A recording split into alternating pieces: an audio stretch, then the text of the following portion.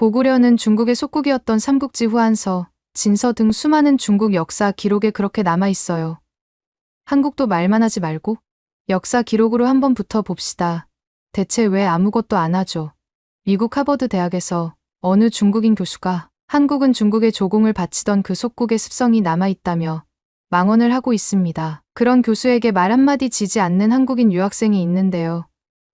대체 무슨 일이 있는지 사연 들어보겠습니다. 영상 시작 전 구독과 좋아요, 불우이웃을 돕기 위해 끝까지 시청 부탁드립니다. 안녕하세요. 저는 독일에서 유학 온 미셸이라고 합니다. 대학교의 온라인 뉴스레터를 열자마자 가슴이 덜컥 내려앉는 기분을 느꼈습니다. 맨 위에 크게 적힌 CN 교수 초청 강연 주제 동북공정과 고대사 재해석이라는 공지가 눈에 들어왔죠. 화면을 보는 제 손이 저도 모르게 떨렸습니다. 어렸을 때부터 아버지에게서 동북공정에 대한 이야기를 들어왔기에 이 단어가 주는 무게감은 남달랐어요. 고구려 역사를 중국사로 편입하려는 시도라니 한국 유학생으로서 불편한 마음을 감출 수 없었습니다. 뉴스레터를 스크롤하며 주변 반응도 살폈습니다. 미국이나 유럽 학생들은 동북공정 들어본 것 같은데 잘 모르겠다는 반응을 보였어요. 하지만 중국 유학생들의 표정은 달랐습니다. 벌써부터 우리 역사의 진실을 알릴 기회라며 들떠 있었죠. 그때 독일에서 온 교환학생 미셸이 다가왔습니다. 밝은 미소를 지으며 유리, 이 강연 들어볼 거야? 동아시아 역사라는 말에 끌리는 데라고 물었어요.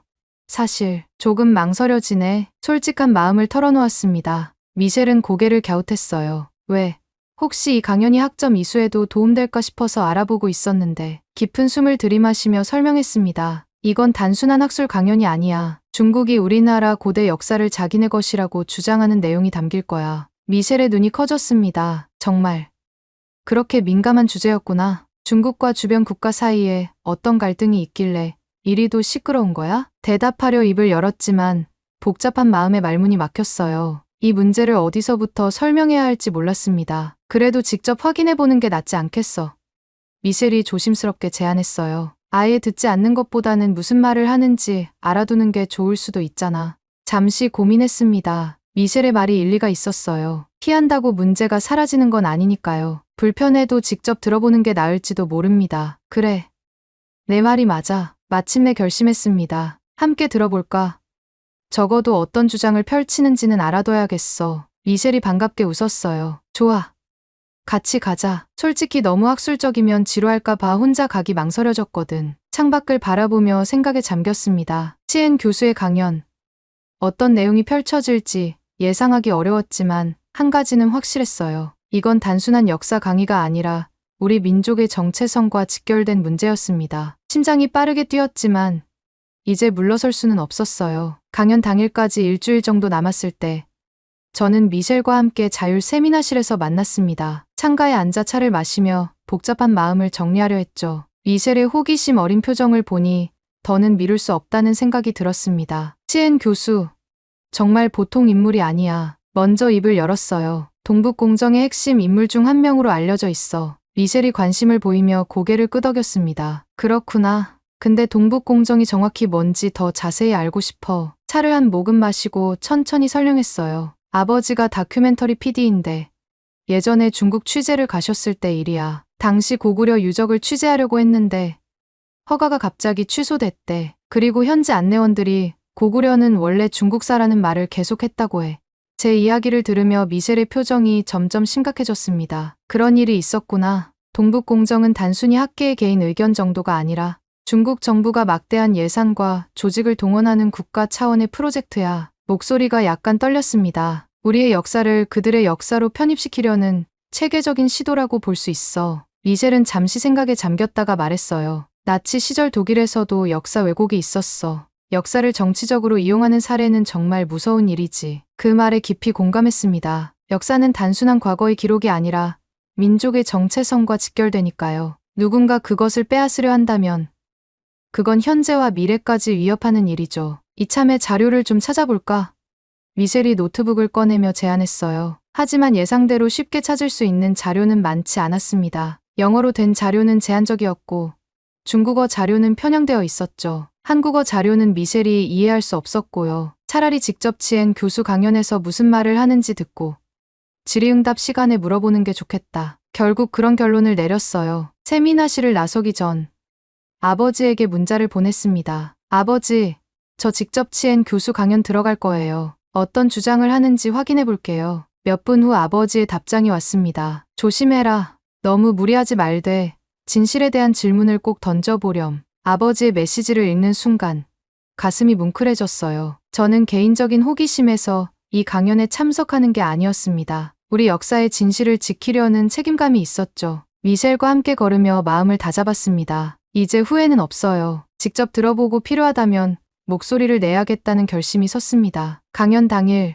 저는 미셸과 함께 일찍 학교에 도착했습니다. 교내 곳곳에 칼라 인쇄된 포스터가 붙어 있었죠. 치엔 교수 초청 특강 동아시아 고대사 재해석이라는 문구가 눈에 띄게 적혀 있었습니다. 그 포스터를 보는 순간 심장이 빨라졌어요. 유리, 괜찮아? 미셸이 제 어깨를 토닥였습니다. 고개를 끄덕이며 웃으려 했지만 억지 미소가 나왔을 뿐이었어요. 그냥 조금 긴장돼. 가자. 강의실로 향하며 중국 유학생들이 모여있는 모습이 눈에 들어왔습니다. SNS 단톡에서 내일 꼭 다 같이 가자라고 활동적으로 모이자는 이야기를 했다는 소문이 사실이었나 봅니다. 강의실 문을 열자 예상했던 것보다 훨씬 많은 학생들이 이미 자리를 차지하고 있었어요. 특히 중국인 유학생들이 앞자리와 중간자리를 거의 다 차지하고 있었습니다. 숨이 막혀왔어요. 이렇게 많은 사람들 앞에서 제가 과연 질문을 할 수 있을까 하는 의구심이 들었죠. 여기 자리 있네. 미셸이 왼쪽 측면 중간쯤에 빈자리를 가리켰습니다. 겨우 2자리가 남아 있었어요. 급히 앉았지만 주변의 소음은 쉽게 가라앉지 않았습니다. 중국 학생들이 자기들끼리 중국어로 크게 떠들고 있었습니다. 귀에 들리는 말들이 마음을 불편하게 했어요. 역시 이번 기회에 전 세계가 고구려가 중국사임을 알게 될 거야.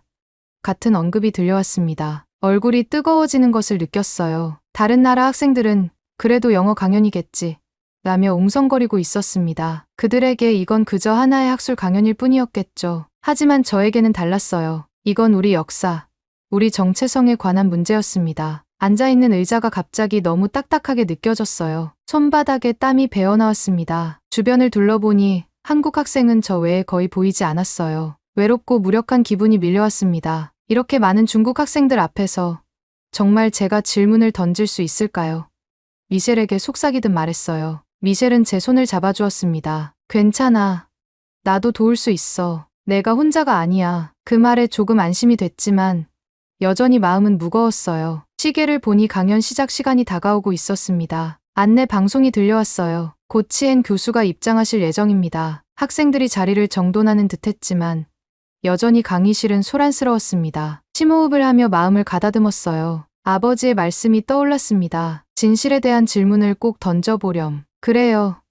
제가 여기 있는 이유를 잊지 말아야 합니다. 곧 문이 열리고 치엔 교수가 들어왔습니다. 강의실이 일순간 조용해졌어요. 이제 강연이 시작됩니다. 치엔 교수가 단상에 올라서자 강의실이 순식간에 조용해졌습니다. 그는 자신감 넘치는 모습으로 프로젝터를 켜고 PPT를 띄웠어요. 첫 슬라이드에는 동북공정 한민족의 역사 왜곡을 바로잡는 길이라는 제목이 적혀 있었습니다. 그 문구를 읽는 순간 가슴이 철렁 내려앉았어요. 오늘 여러분에게 역사적 진실을 알려드리겠습니다. 치엔 교수가 당당하게 말을 시작했어요. 고구려는 역사적으로 중국 왕조에 귀속된 지방 정부였다는 사실을 많은 사람들이 오해하고 있습니다. 그 말을 듣는 순간 손에 힘이 들어갔습니다. 노트북에 메모를 하려던 손가락이 굳어버렸죠. 미셸이 걱정스럽게 저를 바라봤지만 눈을 들지 못했어요. 교수는 PPT 슬라이드를 넘기며 고대 중국 사서들을 인용했습니다. 삼국지, 후한서, 진서 등에서 고구려가 조공을 바쳤다는 기록을 강조하며 이것이 고구려가 중국에 속했다는 명백한 증거라고 주장했어요. 그때마다 중국 학생들이 일제히 박수를 치며 끄덕였습니다. 속에서 무언가 끓어오르는 느낌이었어요. 역사적 사실이 이렇게 왜곡되는 것을 그냥 지켜볼 수 없었습니다. 손을 들기 위해 천천히 팔을 올렸어요. 손이 떨렸지만 용기를 내야 했습니다. 혹시 질문 있나요? 치엔 교수가 잠시 멈추고 말했습니다. 제 손이 올라가 있는 것을 보고 교수가 고개를 끄덕였어요. 네. 한국에서 오신 학생. 심장이 미친 듯이 뛰었지만 최대한 차분하게 말했습니다. 조공이 곧 속국을 뜻하지 않는다는 시각도 있습니다. 동아시아 외교 체계상 여러 나라가 명청 등의 조공을 바쳤지만 모두 속국이 된 건 아니잖아요. 그 순간 강의실이 술렁이기 시작했어요. 중국 학생들 여러 명이 왜곡하지 마. 한국은 원래 중국의 일부였어. 라고 고함쳤습니다. 갑작스러운 반발에 당황했지만 계속 말을 이어갔어요. 또한 고구려가 수나라 당나라와 전쟁에서 이긴 것도 역사적 기록으로 남아 있습니다. 이것은 고구려가 독립국이었음을 보여주는 중요한 증거 아닐까요? 치엔 교수의 얼굴에 냉소적인 미소가 떠올랐습니다. 그건 반역 세력과 벌인 내전으로 해석할 수 있습니다. 역사는 항상 다양한 해석이 가능하지만 우리 중국인이 자국 역사를 제일 잘 안다고 생각합니다. 그의 말투에서 느껴지는 오만함에 가슴이 아팠어요. 저도 모르게 주먹을 꽉 쥐었습니다. 역사를 정치적 도구로 사용하는 모습이 너무나 분명했어요. 진실은 중요하지 않고 그저 자국의 이익을 위해 과거를 재단하는 모습에 분노가 일었습니다. 미셸이 제 손을 살짝 잡아주었어요. 그 온기가 제게 용기를 주었습니다. 치엔 교수의 시선을 똑바로 마주하며 다음 질문을 준비했어요. 이제 물러설 수 없었습니다. 저는 그저 한 학생이 아니라 우리 역사의 진실을 지키기 위해 여기 있는 사람이었으니까요. 치엔 교수의 반응에 굴하지 않고 다시 한번 손을 들었습니다. 이번에는 더 강한 목소리로 말했어요. 고구려의 독자적 왕호와 연호 사용, 온돌과 벽화 문화 등은 중국과는 다른 특색입니다. 이런 독특한 문화적 요소들은 고구려가 독립된 국가였음을 보여주는 증거가 아닐까요? 그 순간 치엔 교수의 얼굴이 일그러졌습니다. 갑자기 책상을 쾅 내리치며 소리쳤어요. 내가 뭘 안다고, 몇 권의 책을 읽었다고 전문가인 양 말하지 마. 강의실이 순식간에 얼어붙었습니다. 교수의 폭발적인 반응에 놀라 숨이 멎는 듯했어요. 하지만 이제 물러설 수는 없었습니다. 5000년 중국 역사는 결국 중국 본토가 주도해왔다. 치엔 교수가 목소리를 높였어요. 한국 학생이 어디까지 파악했겠느냐. 우리 중국인들이 우리 역사를 더 잘 알고 있다. 그의 말에 강의실 곳곳에서 맞아. 교수님 말씀이 다 맞아. 라는 중국 학생들의 환호가 터져나왔어요. 마치 조직적으로 준비된 듯한 반응이었습니다. 심장이 빠르게 뛰었지만 최대한 침착함을 유지하려 했어요. 여긴 학문적 토론 자리잖아요. 근거를 통해 말씀해 주셔야 합니다. 일방적 확정은 위험합니다. 떨리는 목소리를 최대한 억누르며 말했습니다. 치엔 교수의 표정이 더욱 험악해졌어요. 토론은 여기까지만 하자. 내가 말이 끝났으니 반박의 여지 없다. 그 순간 미셸이 조심스럽게 손을 들었습니다. 교수님, 유럽 사학계는 고구려를 한민족 역사의 큰 축으로 보는데 이러한 국제적 관점은 어떻게 생각하시나요? 치엔 교수는 미셸을 무시하듯 손을 저었어요. 외국학자들은 중국 자료를 제대로 못 봤으니 틀릴 수밖에 없다. 너희 같은 학생들이 이해하기에는 너무 복잡한 문제다. 그 말에 일부 중국 학생들이 그렇지. 외국인들이 뭘 알아? 라며 미셸에게까지 야유를 보냈습니다. 미셸의 얼굴이 붉어졌어요. 그런 미셸을 보며 마음이 아팠습니다. 제 때문에 미셸까지 곤란한 상황에 처한 것 같아 미안한 마음이 들었어요. 옆에 앉은 미국 학생 한 명이 목소리를 높였습니다. 좀 더 차분히 들어보고 서로 질의응답을 해야지.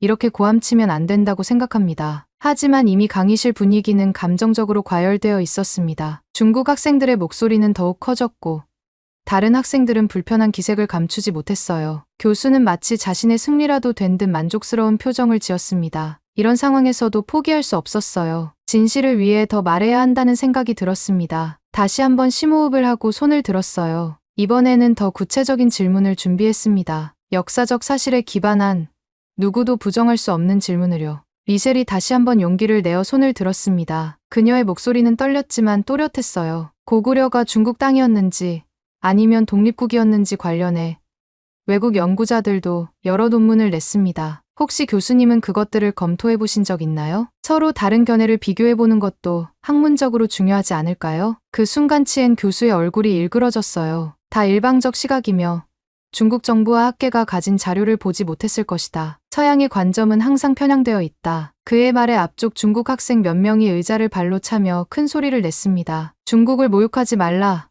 한국은 무조건 피해자 코스프레하는 등의 막말이 이어졌어요. 강의실 전체가 점점 통제불능 상태로 치닫고 있었습니다. 주변 학생들이 불안한 눈빛으로 서로를 바라보았어요. 물건을 던지는 학생은 없었지만 그런 위협적인 분위기에 몸이 굳어버렸습니다. 미셸의 얼굴이 하얗게 변했어요. 그녀도 겁을 먹은 게 분명했지만 여전히 제 옆에 단단히 앉아 있었습니다. 미국 학생이 다시 한번 중재를 시도했어요. 이건 학술 토론이지 감정 싸움이 아닙니다. 서로 다른 의견을 존중할 수 있어야 합니다. 하지만 그의 말은 중국 학생들의 소리에 묻혀 들리지도 않았습니다. 치엔 교수는 그저 상황을 지켜볼 뿐 통제하려는 노력은 전혀 보이지 않았어요. 오히려 만족스러운 표정이었습니다. 용기를 내어 마지막으로 손을 들었습니다. 제 심장은 마구 뛰고 있었지만 목소리는 최대한 차분하게 유지하려 했어요. 고구려가 중국사라는 주장, 많은 학자가 반박하고 있습니다. 학문적 토론에서는 다양한 관점을 존중해야 하지 않을까요? 너무 일방적으로 몰고 가지 말아주세요. 그 순간 중국 학생 한 명이 자리에서 벌떡 일어나 제 방향으로 걸어오기 시작했습니다. 그의 표정이 무서워 저도 모르게 뒤로 물러서려는 찰나 주변의 다른 국적 학생들이 일어나 그를 막아섰어요. 미국, 영국, 일본 등 다양한 국적의 학생들이었습니다. 이건 대학 강연이지 폭력 시위장이 아니야. 한 미국 학생이 말했어요. 치엔 교수는 이 모든 상황을 무시한 채 고개를 돌렸습니다. 그는 마치 이런 혼란이 당연하다는 듯한 표정이었어요. 학문적 토론이라는 가면 아래 숨겨진 정치적 의도가 너무나 분명하게 드러났습니다. 강의실은 완전히 두 편으로 나뉘었어요. 한쪽은 열광적으로 중국의 주장을 지지하는 학생들, 다른 쪽은 불편한 표정으로 상황을 지켜보는 다양한 국적의 학생들이었습니다. 이 긴장감 속에서 치엔 교수가 다시 입을 열었어요. 치엔 교수가 갑자기 마이크를 꽉 쥐고 목소리를 높였습니다. 역사는 강자가 제정해왔고 지금 중국은 그럴 힘이 충분하다. 그의 선언에 강의실이 일순간 정적에 빠졌어요. 너희 한국이 무슨 증거를 가진다고 해도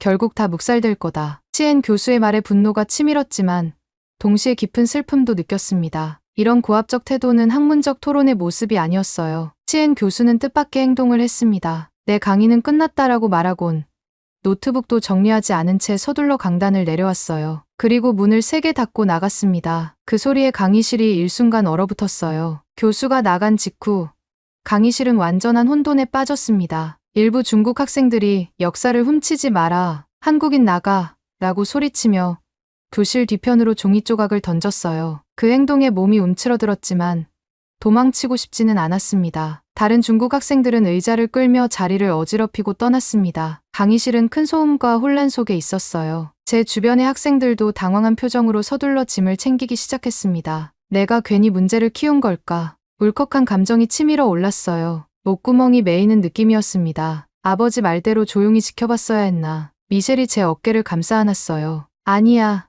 유리. 이런 주장을 들어보고 반박하는 게 당연한 거였어. 넌 용기 있게 행동했어. 미셸의 따뜻한 위로에도 마음이 무거웠습니다. 우리의 역사가 이렇게 쉽게 부정당하는 상황을 지켜보는 것은 너무나 고통스러웠어요. 하지만 동시에 제가 침묵했다면 더 후회했을 거라는 생각도 들었습니다. 주변에 있던 미국, 일본 등 다른 국적 학생들 몇 명이 다가왔어요. 유리, 미셸, 정말 용감했어. 너희 주장을 좀 더 들어볼 필요가 있다고 생각해. 한 미국 학생이 말했습니다. 저 교수님의 태도는 정말 학문적이지 않았어. 역사는 다양한 시각에서 바라봐야 하는데 너무 일방적이었어. 그 말에 조금 위안을 얻었지만 여전히 마음은 무거웠습니다. 강의실을 둘러보니 엉망진창이 된 책상과 의자, 여기저기 버려진 쓰레기만 남아있었어요. 이것이 역사 논쟁의 결과라니 씁쓸한 기분이었습니다. 미셸이 제 손을 잡았어요. 이제 갈까?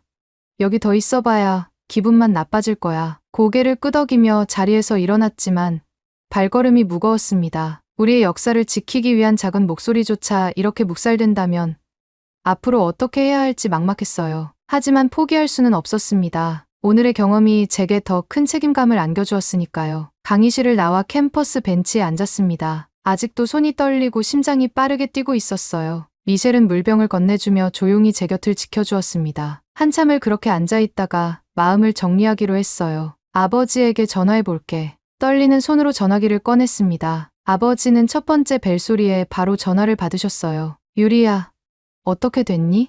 아버지 말씀이 맞았어요. 생각보다 훨씬 적대적이네요. 목소리가 떨렸습니다. 오늘 있었던 일을 모두 이야기했어요. 치엔 교수의 일방적인 주장, 중국 학생들의 적대적 반응, 그리고 결국 교수가 화를 내며 퇴장한 상황까지. 아버지는 잠시 침묵하시다가 말씀하셨습니다. 내가 많이 놀랐을 텐데. 괜찮니?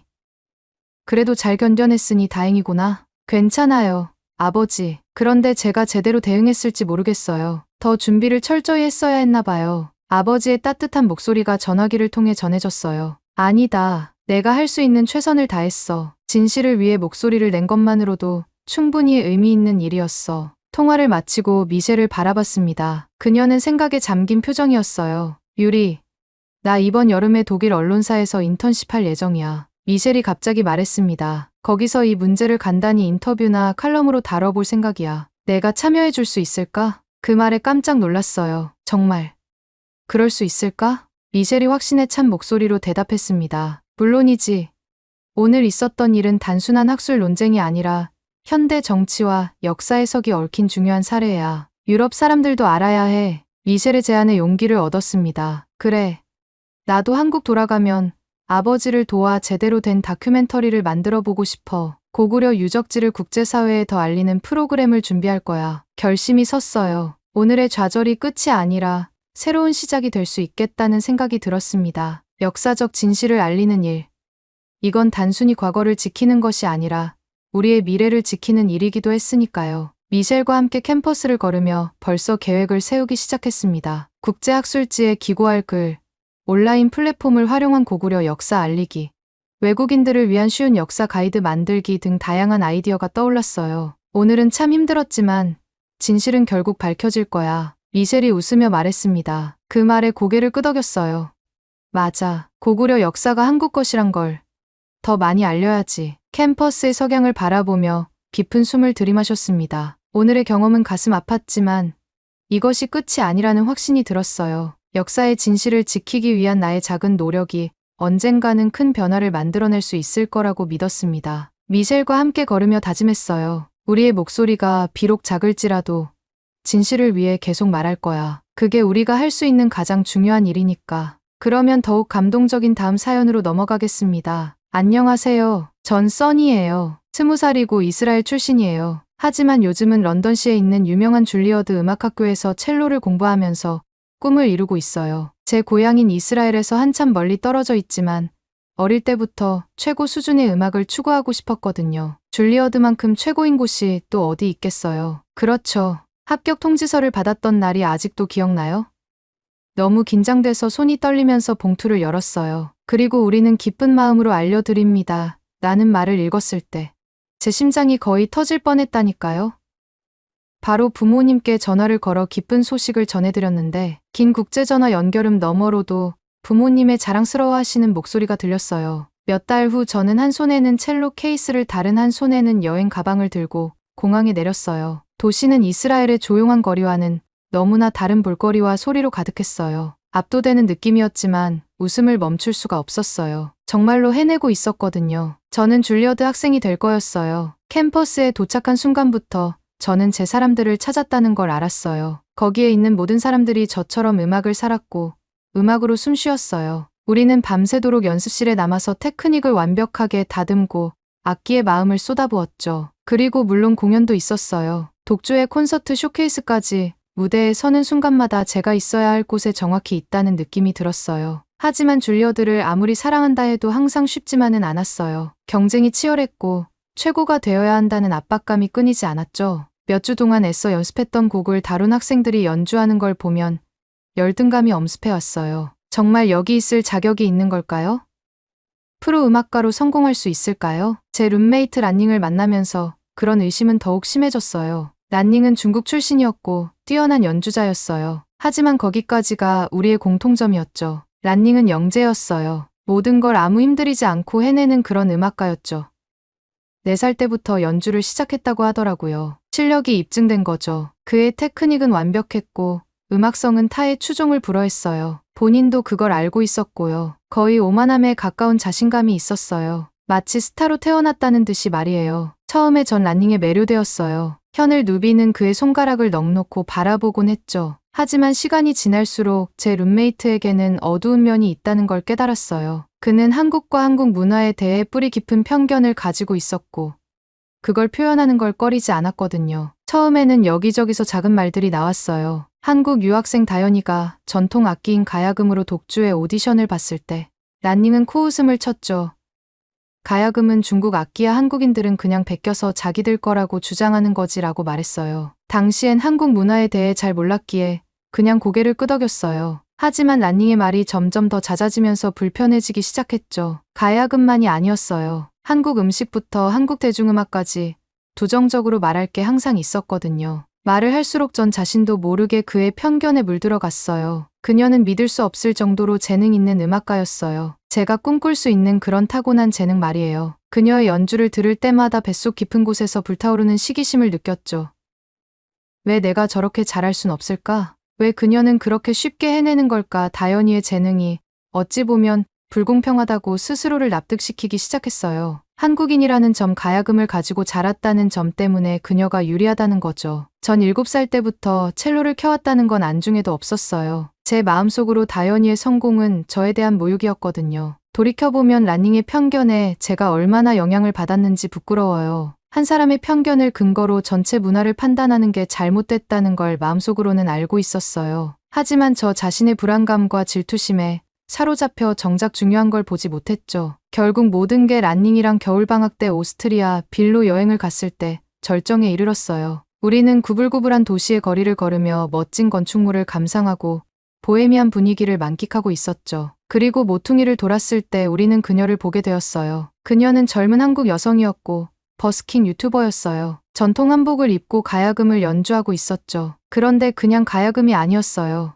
햇빛에 반짝이는 정교한 구슬로 현이 장식되어 있었거든요. 그리고 그 현에서 흘러나오는 소리는 제가 이제껏 들어본 적 없는 것이었어요. 아련하고 비현실적이면서도 어딘가 깊은 역사와 전통의 뿌리를 두고 있는 듯한 느낌이었죠. 저는 그 자리에 넋을 잃고 서서 사랑과 상실, 기쁨과 슬픔의 이야기를 들려주는 듯한 멜로디를 타닥타닥 연주하는 그녀의 손가락을 바라봤어요. 그리고 그녀가 노래를 부르기 시작하자 가야금과 완벽한 조화를 이루며 솟구치는 목소리에 제 내면에서 무언가 바뀌는 걸 느꼈죠. 그녀가 부른 노래는 한국 가수 임영웅의 유명한 트로트 곡을 커버한 거였어요. 가사는 이해할 수 없었지만 그 뒤에 깃든 감정은 고스란히 느낄 수 있었죠. 마치 음악이 언어와 문화를 초월해 보편적인 무언가를 건드리며 제 영혼에 직접 말을 걸고 있는 것 같았어요. 란닝을 힐끗 봤는데 그도 제가 느끼는 바를 같이 느끼고 있는지 궁금했거든요. 하지만 그의 얼굴은 울퉁불퉁 찌푸려져 있었고 팔짱을 꼭 낀 채였죠. 말도 안 되라고 그가 중얼거렸어요. 그냥 중국 음악을 베끼고는 자기들 거라고 우기는 거야. 그 순간 무언가가 저에게 똑 떨어졌어요. 그래요. 가야금은 중국에서 유래했을지도 모르죠. 그리고 중국과 한국 사이에는 길고 복잡한 역사가 있다는 것도 알아요. 하지만 그런 역사를 근거로 한 문화의 전통 음악 전체를 무시하는 건 편협한 생각이에요. 음악에 대해 제가 믿어온 모든 것, 즉 음악이 사람들을 하나로 모으고 국경을 초월하며 장벽을 허물 수 있는 힘이 있다는 제 믿음에 정면으로 반하는 거였죠. 다시 그 한국 여성에게로 시선을 돌렸어요. 그녀가 음악에 온 마음을 쏟아붓는 모습을 보면서 저는 조용히 다짐했지요. 다시는 편견이 제 판단력을 흐리게 두지 않을 거예요. 항상 열린 마음과 가슴으로 음악에 다가설 거라고요. 여행의 나머지는 휙휙 지나갔지만 그 순간만큼은 오래도록 제 가슴에 남았어요. 오스트리아 빈에서의 그 멋진 경험 이후 저는 줄리아드 기숙사로 돌아가는 게 너무 기다려졌어요. 한국과 한국 음악에 대한 질문들로 제 머릿속이 붕 떠 있었거든요. 마치 제가 간절히 더 잘 이해하고 싶어하는 새로운 세상을 엿본 것 같았어요. 하지만 먼저 다현이 그녀랑 얘기를 나눠봐야겠다고 생각했죠. 기숙사에 도착했을 때는 이미 늦은 시간이라 복도는 조용했어요. 대부분의 학생들은 이미 잠자리에 들어 힘든 연습과 수업을 위해 휴식을 취하고 있었죠. 제 방으로 걸어가는데 연습실 중 한 곳에서 가야금 소리가 들려왔어요. 선율이 아름답고 복잡했고 저는 마치 불빛에 이끌린 나방처럼 그 소리에 이끌렸죠. 연습실 안을 살짝 들여다보니 다현이 연주에 완전히 몰두하고 있었어요. 그녀의 손가락이 가야금 줄 위로 춤을 추듯 움직였고 그 선율은 마치 그리움과 희망의 이야기를 들려주는 것 같았어요. 잠시 그 자리에 서서 음악의 아름다움과 연주자의 기량에 넋을 잃고 있었죠. 마침내 용기를 내어 문을 살며시 두드렸어요. 다현이는 제가 거기 서 있는 것을 보고 깜짝 놀라며 고개를 들었어요. 올레야 그녀는 따뜻한 미소를 지으며 말했죠. 이렇게 늦은 시간에 여기서 뭐 하는 거야? 갑자기 쑥스러워졌지만 제 말을 하기 위해 애썼어요. 방금 오스트리아 빈 여행에서 돌아왔는데 제가 말을 꺼냈죠. 거기서 한국 여성이 가야금을 연주하는 믿을 수 없을 만큼 놀라운 공연을 봤어요. 제가 한국 음악과 문화에 대해 얼마나 모르는지 깨닫게 됐죠. 그녀가 좀 더 자세히 알려줬으면 해서요. 다현이의 얼굴이 신남으로 환해졌어요. 그럼 그녀가 저를 가리키며 말했죠. 우리 문화를 써니랑 함께 나누고 싶어. 그리고 그 다음 몇 시간 동안 저와 다현이는 그 연습실에 함께 앉아서 가야금의 역사부터 한국 사회에서 음악의 역할까지 모든 것에 대해 이야기를 나눴어요. 그녀는 어린 나이부터 한국에서는 음악이 삶에 스며들어 있다고 했죠. 피아노든 가야금이든 다른 악기든 거의 모든 아이들이 악기를 배운대요. 한국에선 음악이 단순히 재미나 오락을 위한 것이 아니야. 다연이가 설명했어요. 그것은 우리 민족의 정체성을 이루는 근본적인 부분이야. 공연이나 콘서트에서 모두가 함께 노래하고 참여하는 거야. 그것은 사람들을 하나로 모으고 공유된 감정과 경험을 표현하는 방식이지. 다연이의 이야기를 들으며 저는 깊은 감탄과 존경심이 제 안에서 자라나는 것을 느꼈어요. 여기 이렇게 뚜렷하게 자신의 나라와 전통을 사랑하면서도 다른 문화에 대해 엄청난 개방성과 호기심을 가진 사람이 있다는 게 놀라웠죠. 그녀는 우리와 그들 사이에 벽을 세우거나 선을 긋는 데는 관심이 없었어요. 그저 자신의 고유한 유산의 아름다움과 풍요로움을 기꺼이 듣고자 하는 사람이라면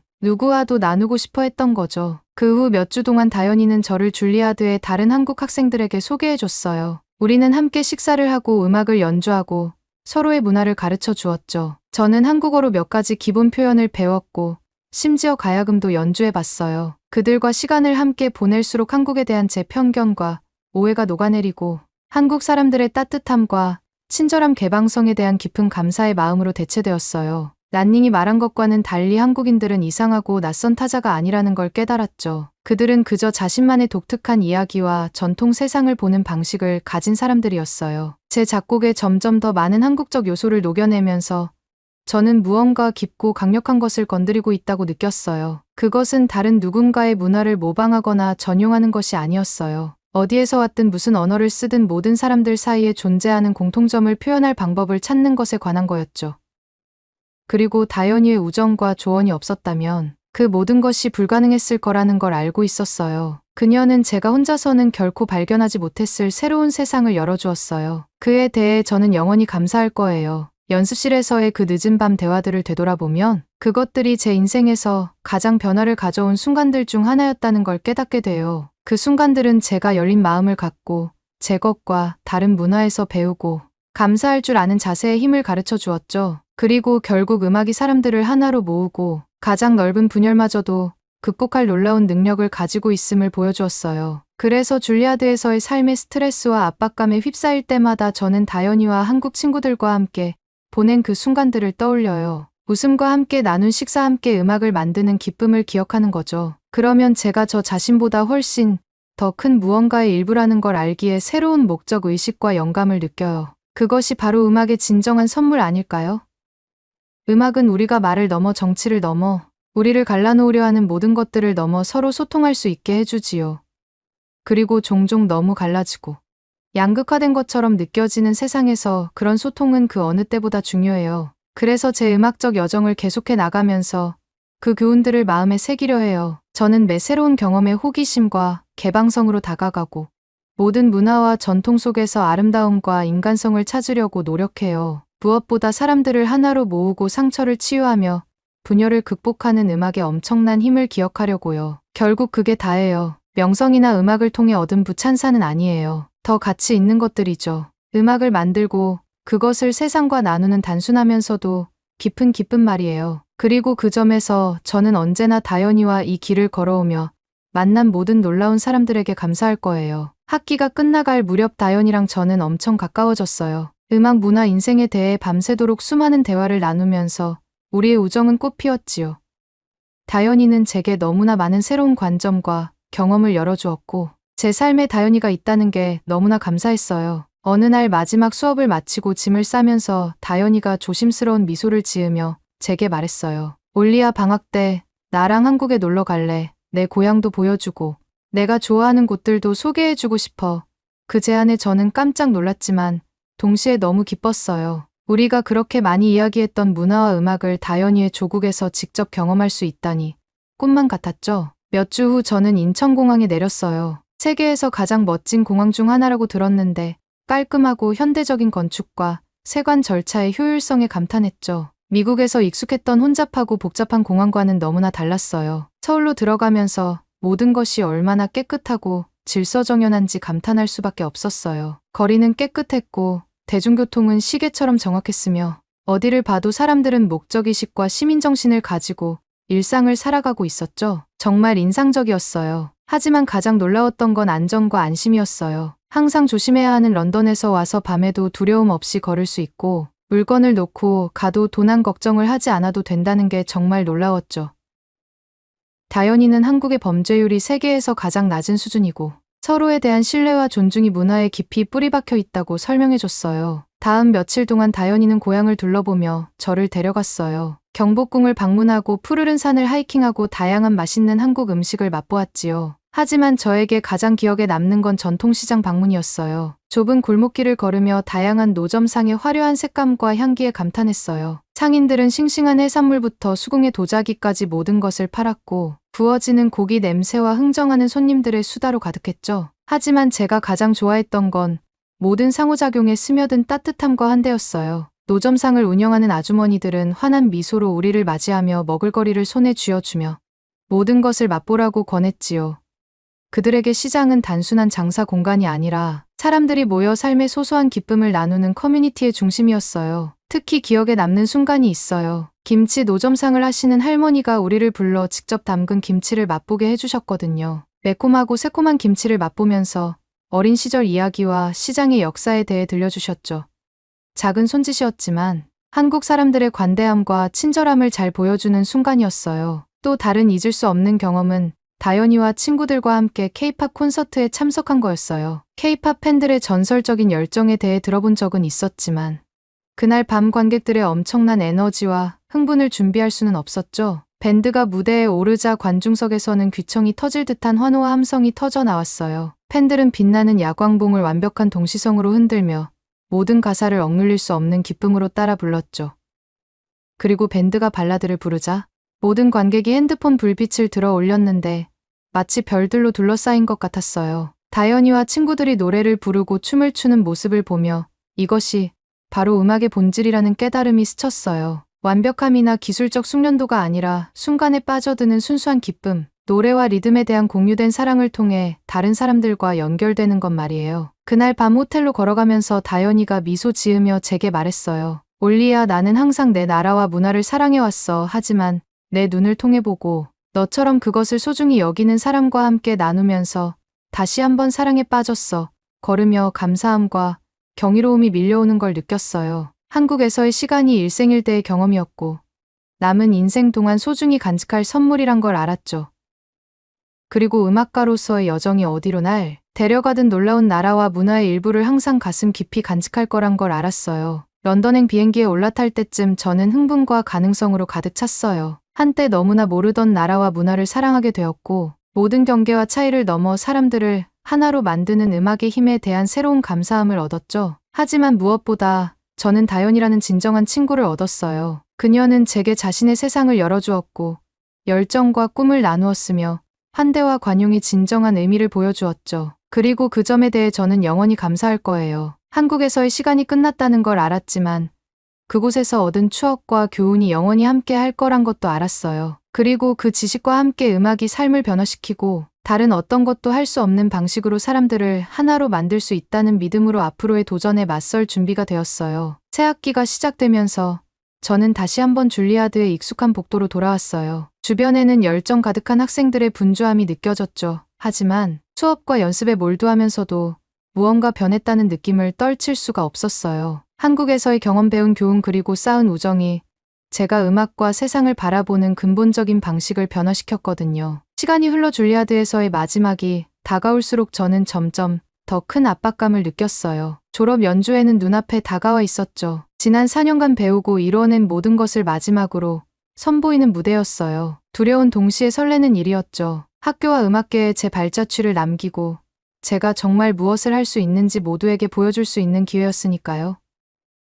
하지만 연습실에 앉아 악보를 살피고 곡을 고르면서 저는 딱 맞는 곡을 찾는 데 어려움을 겪었어요. 연주회가 단순히 테크닉을 뽐내거나 식상한 클래식 곡을 반복하는 것 이상이 되길 바랐거든요. 음악가로서 한 인간으로서 제가 걸어온 여정과 배운 교훈을 진실되게 표현하고 싶었어요. 그러던 중 마치 번개처럼 깨달음이 스쳐 지나갔어요. 한국에서의 시간 그곳에서 경험한 놀라운 음악과 문화가 떠올랐죠.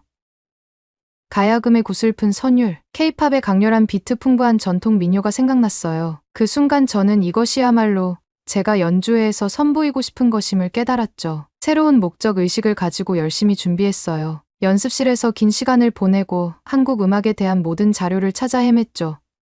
악보와 녹음을 공부하고 이 장르의 경험이 있는 교수님과 음악가분들께 조언을 구했어요. 도움과 지지를 얻고자 다현 씨에게도 연락했죠. 천천히 그리고 확실하게 작품이 형태를 갖추기 시작했어요. 클래식과 한국적 요소가 융합된 청중을 서울의 분주한 거리에서 한적한 시골로 데려다 주는 듯한 느낌의 곡이었죠. 전통 민요 선율을 짜놓고 케이팝과 인디록의 리듬과 악기 편성을 도입했으며 심지어 다현이가 직접 연주하는 가야금 파트도 포함했어요. 연주의 날짜가 다가오자 저는 흥분과 기대감으로 가득 찼어요. 제가 시도하는 것이 색다르고 심지어 위험할 수도 있다는 것을 알았지만 그것이 제 자신과 제가 믿는 바에 진실되다는 것도 알고 있었죠. 그리고 마침내 그날이 왔을 때 무대에 올라서자 평온함이 저를 감싸는 것을 느꼈어요. 연주를 시작하자 관객들의 반응이 달라지는 것을 느낄 수 있었어요. 그들이 음악에 예상치 못한 전개에 놀라고 기뻐하는 것이 느껴졌죠.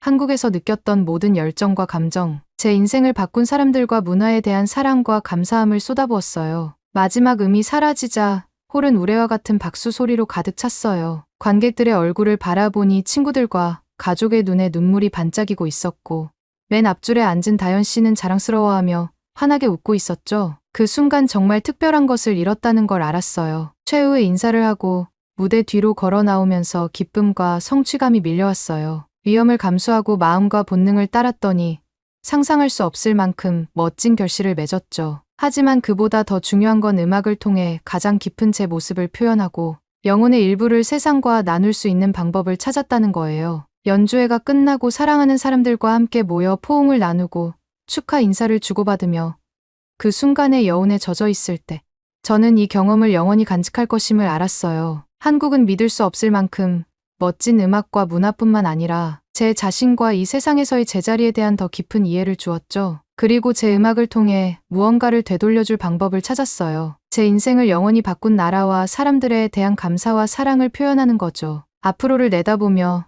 저는 제 앞에 펼쳐진 흥분과 가능성을 느꼈어요. 음악가로서의 여정이 아직 끝나지 않았음을 배우고 창조하고 세상과 나누고 싶은 것들이 아직도 많이 남아있음을 알았죠. 하지만 어디로 가든 한국에서 배운 교훈과 사랑을 항상 간직할 거예요. 그것들은 제 존재 그 자체에 녹아있으니까요.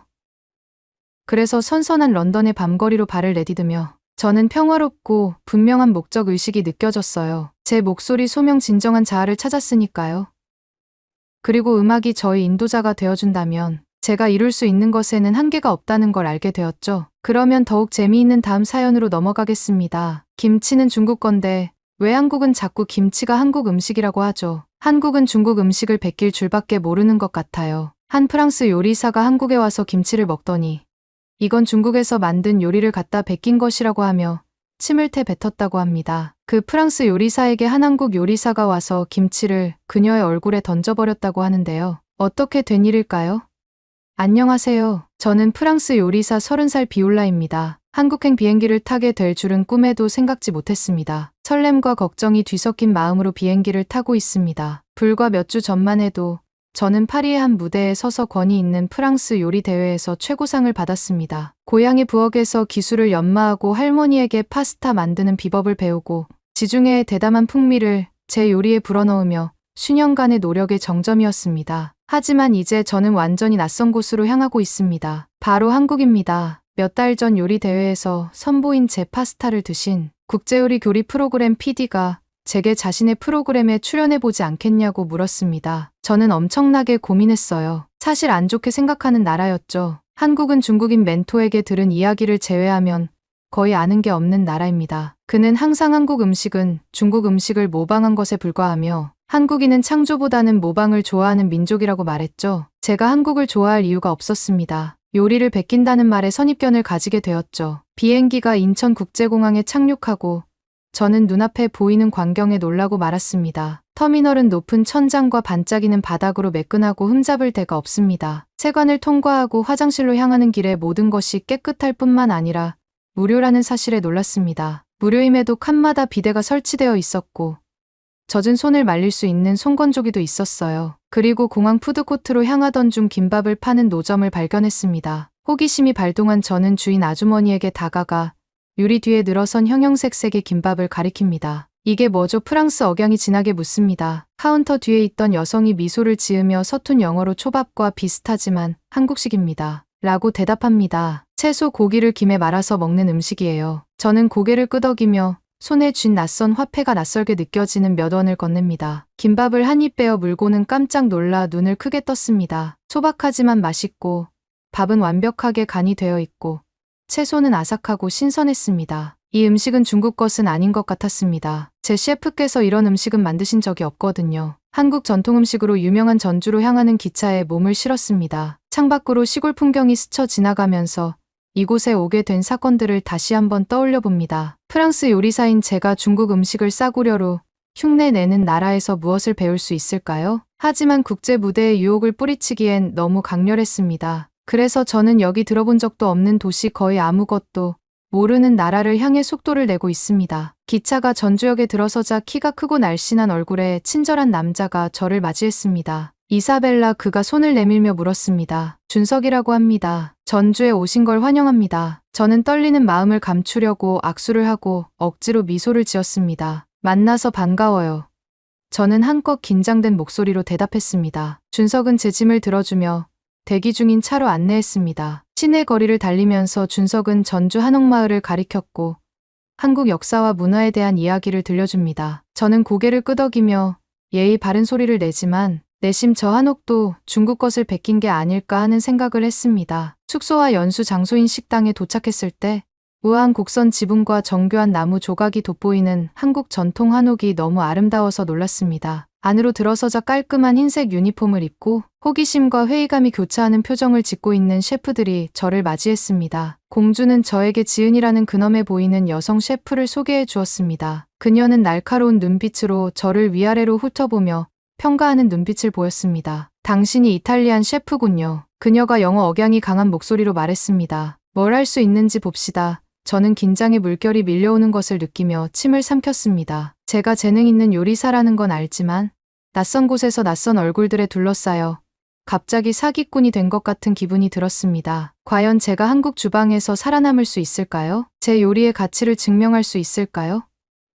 앞치마를 두르고 가스레인지에 올라서면서 심호흡을 하고 제가 여기 있는 이유를 떠올립니다. 배우고 성장하고 제가 어떤 사람인지 세상에 보여주기 위해서입니다. 제 능력밖의 일이지만 그렇다고 해서 멈추지 않겠습니다. 저는 프랑스 요리에 떠오르는 스타 이사벨라이고 한국에서 어떤 도전이 기다리고 있든 해낼 준비가 되어 있습니다. 한국 셰프들에게 진정한 이탈리안 요리가 무엇인지 보여줄 준비가 되었다는 결연한 마음으로 칼을 들고 일터로 향했습니다. 제 여정은 이제 막 시작되었고 이 주방에서 배우게 될 교훈은 상상도 못했던 방식으로 제 삶을 변화시킬 것입니다. 전주의 한 전통 한식당 주방에 들어서자 설렘과 긴장감이 뒤섞인 기분이 들었습니다. 준석 셰프가 제 옆에 서 있는데 그의 존재감이 든든하면서도 위협적이었습니다. 그는 저에게 칼을 건네며 카운터에 쌓인 채소 더미를 향해 손짓을 했습니다. 오늘은 기본부터 시작하겠습니다. 그가 말합니다. 김치는 한국 요리의 기본입니다. 거의 모든 식사에 곁들여지는 발효 채소 요리입니다. 저는 생각에 잠긴 채로 고개를 끄덕였습니다. 김치에 대해 들어본 적은 있지만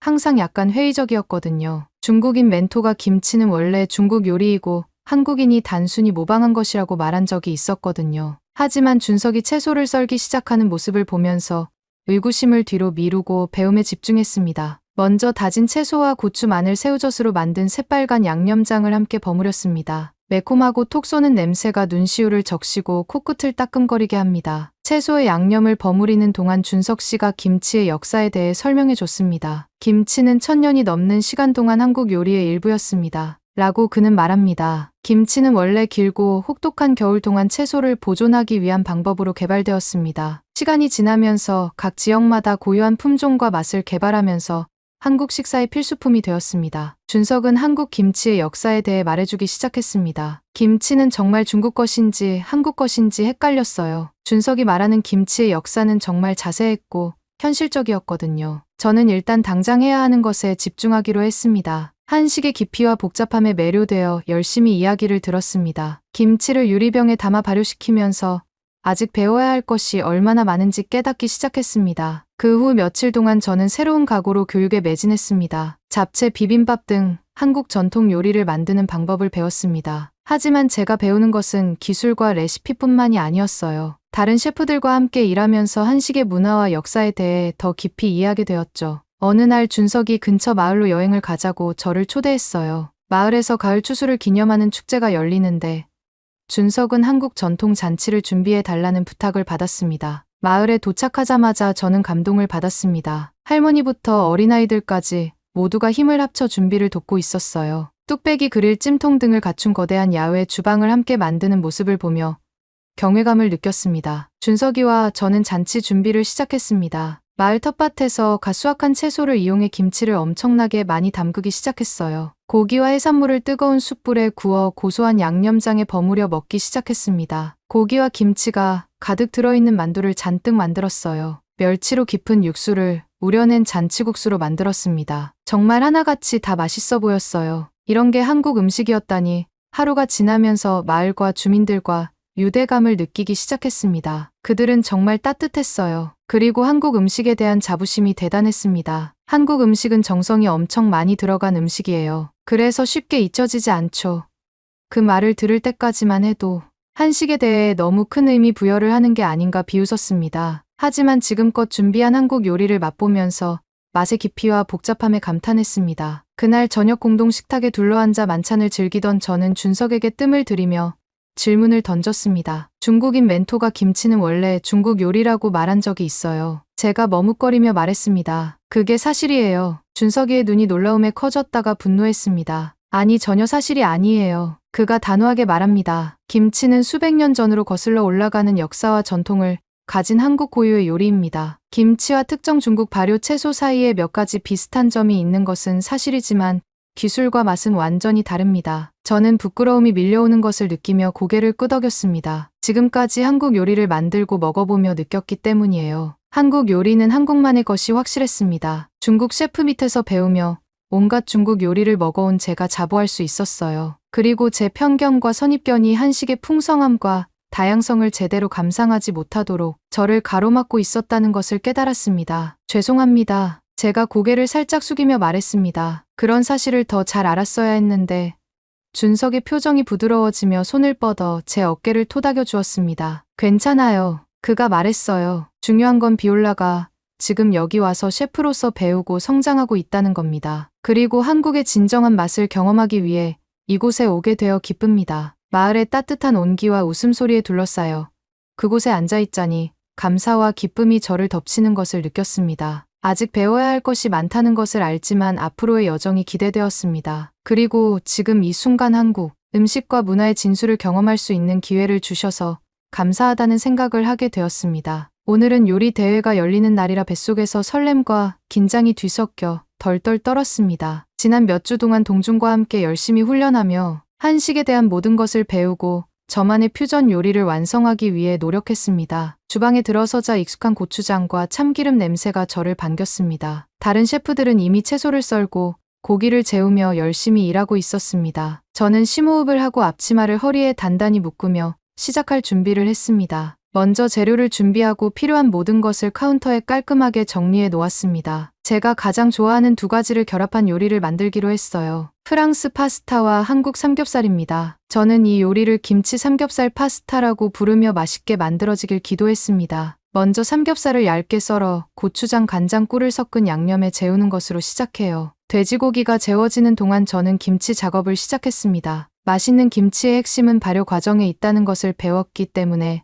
며칠 전부터 미리 한 통을 준비해 두었습니다. 김치를 한 입 크기로 자르면서 한국에 처음 왔을 때를 떠올리지 않을 수 없었습니다. 처음에는 김치가 중국 요리를 싸게 모방한 것이라는 잘못된 소문을 믿고 김치에 대해 회의적이었죠. 하지만 김치의 역사와 전통에 대해 자세히 알게 되면서 제가 얼마나 잘못 알고 있었는지 깨달았습니다. 김치는 그 자체로 풍부하고 복합적인 풍미를 지닌 진정한 한국 고유의 음식입니다. 길고 혹독한 겨울을 견디기 위해 수세기 동안 채소를 발효시켜 보존해온 한국인의 독창성과 소환을 보여주는 증거입니다. 요리를 계속 만들면서 자부심과 감사한 마음이 저를 덮치는 것을 느낍니다. 준석 셰프와 다른 셰프들에게서 배울 수 있는 기회와 이 놀라운 요리, 전통의 일부가 될 수 있어서 정말 감사하게 생각했습니다. 어느새 대회가 시작될 시간이 되었습니다. 저는 설레는 마음으로 제자리에 앉았습니다. 다른 셰프들은 모두 믿을 수 없을 정도로 재능이 뛰어나기 때문에 제가 기회를 잡으려면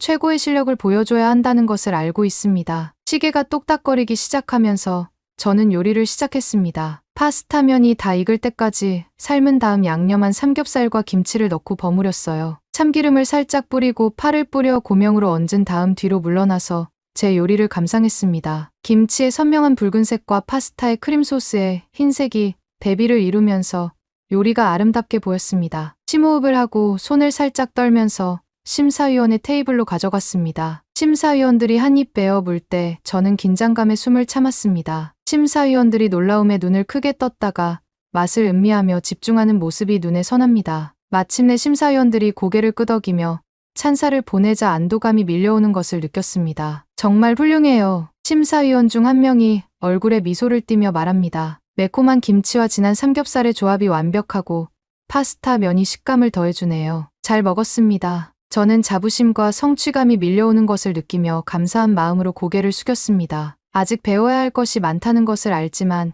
이 순간 저는 진정으로 제 소명을 찾은 것 같다고 느꼈습니다. 대회가 막바지에 이르렀을 때 제가 2위를 차지했다는 사실을 알게 되어 정말 기뻤습니다. 동중과 다른 셰프들의 지원과 지도가 없었다면 이룰 수 없었던 놀라운 성과였습니다. 함께 한국식 바비큐와 소주를 마시며 축하를 나누다 보니 지난 여정을 되돌아보지 않을 수 없었습니다. 불과 몇 달 전까지만 해도 저는 세상을 보는 시야가 좁고 회의적인 이탈리안 셰프였습니다. 하지만 지금은 완전히 새로운 맛과 가능성에 세계의 눈을 뜨게 된 것 같아요. 한국에서의 시간이 얼마 남지 않았다는 것을 알고 있지만 앞으로의 미래가 더욱 기대되었습니다. 벌써부터 이탈리안 요리와 한식의 장점을 결합한 새로운 퓨전 요리를 구상하고 있고 하루빨리 전 세계인과 공유하고 싶어요. 하지만 그보다 제가 배운 교훈과 맺은 우정에 더 감사하고 있습니다. 한국은 저에게 요리 기술과 레시피 이상의 많은 것을 가르쳐 주었습니다. 전통의 힘 공동체의 중요성, 새로운 경험을 받아들이는 것에 아름다움에 대해 배웠습니다. 동료 셰프들의 웃는 얼굴을 바라보고 있으면 따뜻함과 소속감이 저를 감싸는 것을 느낍니다. 저는 비록 이방인으로 한국에 왔지만 더 큰 무언가의 일부가 되어 떠나는 것이니까요. 비행기에서 내려 프랑스 땅에 발을 내딛자 만감이 교차하는 것을 느꼈습니다. 한국으로 떠난 지 몇 달이 지났는데 그 사이 제가 상상할 수 없었던 방식으로 성장하고 변화한 것 같습니다. 하지만 지금은 익숙한 에스프레소 향과 갓 구운 빵 냄새를 맡으며 편안함과 친숙함이 저를 감싸는 것을 느꼈습니다. 저는 북적이는 파리의 거리를 걸으며 고향의 풍경과 소리를 감상했습니다. 자갈길과 고대 유적은 제가 기억하는 그대로지만 왠지 지금과는 다른 느낌이 들었습니다. 아마도 새로운 눈으로 완전히 새로운 맛과 가능성의 세계에 눈을 떴기 때문일 거예요. 레스토랑에 도착하자 익숙한 얼굴들이 저를 맞이했습니다. 직원들과 단골 손님들이 모두 저를 환영해 주었고 따뜻함과 감사함이 저를 감싸는 것을 느꼈습니다. 제가 없는 동안에도 레스토랑이 원활하게 운영되고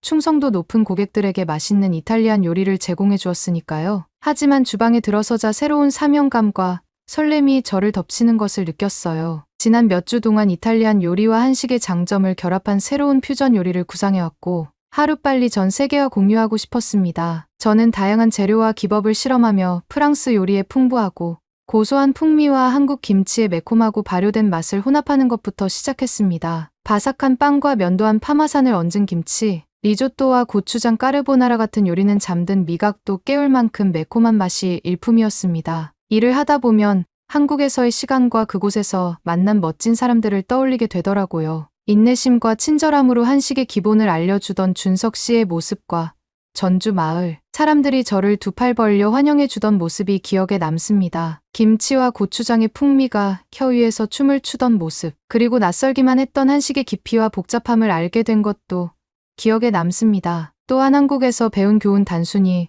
요리 기술과 레시피를 넘어서는 교훈에 대해 생각하게 되었습니다. 전통의 힘과 문화유산 보존의 중요성에 대해서도 배웠습니다. 새로운 경험을 받아들이는 것에 아름다움과 다른 사람들과 함께 식사를 나누는 기쁨에 대해서도 배웠습니다. 그리고 가장 중요한 것은 진정한 이해와 감사하는 열린 마음과 기꺼이 배우려는 자세에서 비롯된다는 것을 배웠다는 것입니다. 새 메뉴를 마무리하면서 자부심과 설렘이 저를 덮치는 것을 느꼈습니다. 프랑스 고객들에게 새로운 퓨전 요리를 소개하면서 위험을 감수하고 있다는 것을 알고 있지만 감수할 만한 가치가 있다는 것도 알고 있습니다. 그리고 처음 선보이는 김치 리조또와 고추장 까르보나라가 주방에서 나가는 모습을 보면서 기대감과 기쁨이 저를 덮치는 것을 느꼈습니다. 고객이 첫 한 입 베어 물며 놀라움과 기쁨으로 눈을 크게 뜨는 모습을 지켜보았습니다. 기쁨의 감탄사를 연발하는 소리를 들으며 제가 성공했음을 알 수 있었습니다. 그 후 몇 주 동안 새로운 퓨전 메뉴에 대한 소문이 들불처럼 퍼져나갔습니다. 프랑스 전역에서 음식 평론가와 블로거들이 제 요리를 맛보기 위해 찾아왔고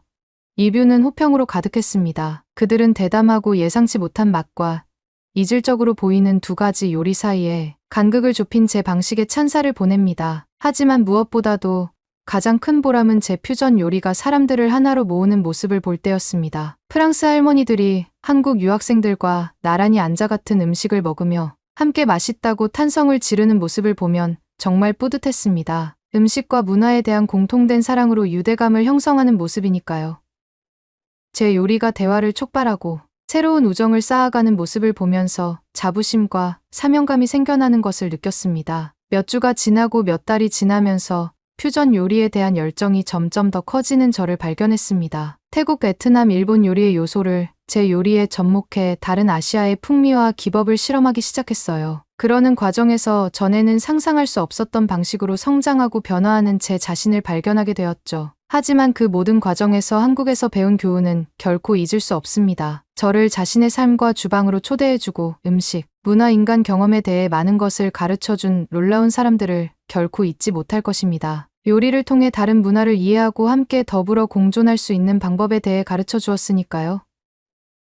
앞으로 제 요리 여정이 어디로 향하든 제 마음속에는 언제나 한국의 한 조각이 남아있을 것입니다. 한국은 제가 상상할 수 없었던 방식으로 저를 변화시켜준 나라이며 저에게 준 놀라운 경험과 교훈에 대해 영원히 감사할 것입니다. 그래서 한국 소주 한 잔을 하늘에 올리며 지금 이 순간을 있게 해준 놀라운 여정을 위해 건배합니다. 프랑스와 한국의 맛과 전통 그리고 앞으로 펼쳐질 무한한 가능성을 위해 그리고 무엇보다도 사람들을 하나로 모으고 이해와 공감, 기쁨의 세상을 만드는 음식의 힘을 위해 건배합니다.